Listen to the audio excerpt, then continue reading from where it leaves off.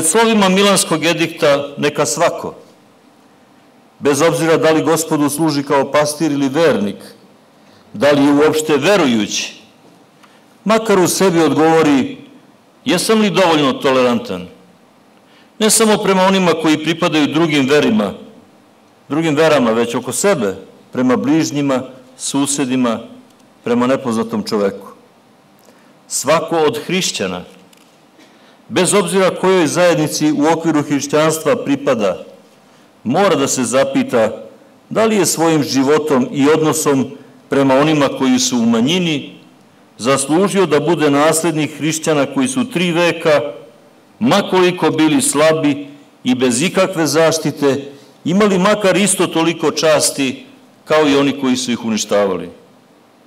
Da li sam, kao hrišćanin, dostojni naslednik one proganjane, mučene i ubijane manjine, onih ljudi koje je Konstantin Veliki učinio ravnopravnim sa drugima? Nije lako živeti časno, sa svojom verom, sa svojim ubeđenjem, ako to nije po volji moćnika.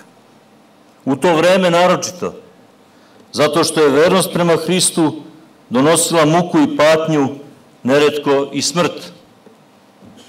Da parafraziram francuskog akademika, srpskog prijatelja Jean Ditura, ali najzad, zašto i ne umreti da bi se sačuvala nenarušena čast? Moglo bi se reći kako je to princip na kome se zasniva ljudska vrlina.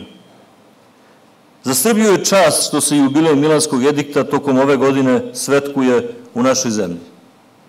Verujem da to nismo zavredeli samo zbog činjenice što je Flavius Valerius Konstantinus Augustos rođen u Medijani pokraj Niša.